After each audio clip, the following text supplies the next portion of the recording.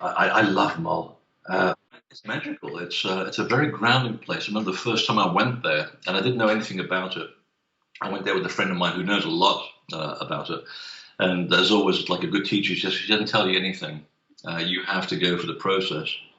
And I remember sitting at the bottom of Ben Buey, not even knowing that there's a stone circle behind me yet, and getting this sense of awe and power. Not because it's a mountain and it's big and all of that.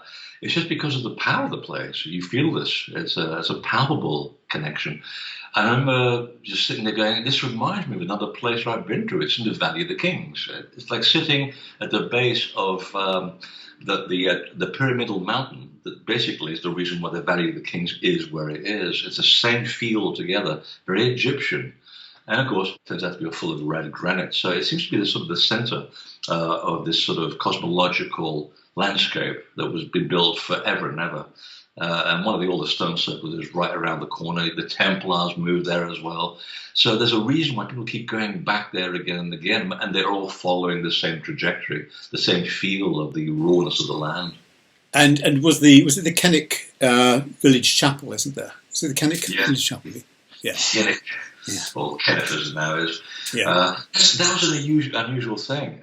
Whenever you travel, you should always find places which are built in really awkward places. And certainly when it comes to churches that are built far away from any community.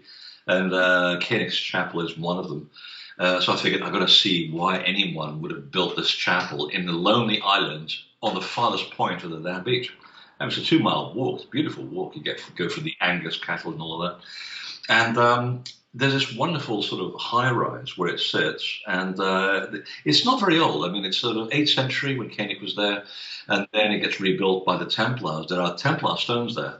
Definitely, I've seen the same stones in mainland Scotland. And we also know that the Templars landed in Loch Buey as well. They made a presence there while they were going up, escaping Ireland, going around Sligo, landing in Isle of Mull, and essentially trying to be away from everybody else. They already had friends on Iona anyway, which is around the corner, so for them it was easy. So Kennick's Chapel, it was kind of a very kind of lively yet morose place. It's been used as a cemetery now.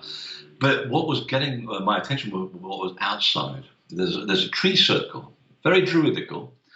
And you get getting drawn to the tree circle all the time. And I'm trying to focus on the chapel, the tree circle's talking. Okay.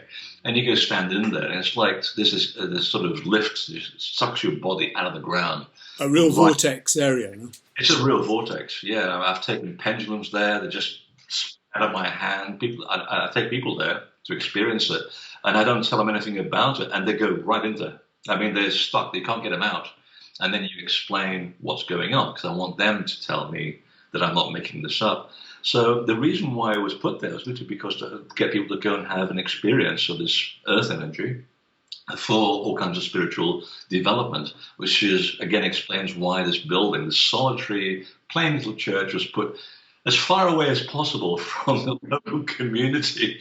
You know, it's kind of funny when you figure it that way, but once you know what you're looking for, you look for these signs. They basically tell you that there's a very good reason for this strange madness. And you touched on the fact that the Knights Templar had visited, and yeah, it's a crescent beach. It's about 2.5 miles long, and right in between, there's this area where you can park, and then there's an area that's owned by the McLeans, and then there's this massive cubic tower. And I thought, that's a nice little tower. And you read a little placard, and it was part of the McLean clan. And then they used to hide out there from pirates from the opposing clan. I'm thinking, okay, they may have added some things here, but I've seen this building before. It's somewhere in the middle, in the Far East. In the Near East. And it's a Templar building. And I know it quite well. I thought, same construction method, same design, but someone's added a couple of things, a couple of turrets, which shouldn't be on the Templar plan. And I did some local work, local research with notes written by a vicar back in the Victorian era. And it turns out he was on the same trail too. He said, yeah, the Templars were here. And there's connections here to names, etymology. And I thought, okay, I want to take this further. And I was looking at the inside of the building, and there's what they call a well. Now, here's the fun part. The tower is practically on the beach. I mean, at high tide, the water is within, 20 feet of it. So you've got this salt water that comes laps right up to its doorstep. And you have this well. Well, what are they digging into? Because you're going to be digging into salt water. You can't drink salt water. And I think it can't be possibly be a well. It's impractical. And I think, but what I do know about some of these Templar towers was that there was a kind of this well, which was actually not a well, it was actually an initiation chamber. And I've seen those in Portugal, I've seen them in France.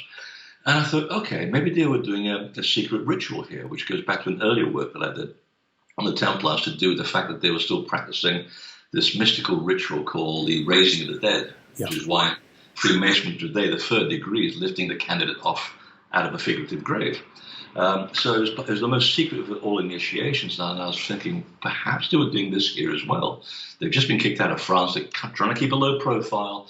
And this is about as low profile as you can get in the British Islands. Okay, I mean, not only are you in the west coast of Scotland, you're in the farthest west of Scotland on the farthest side of the island.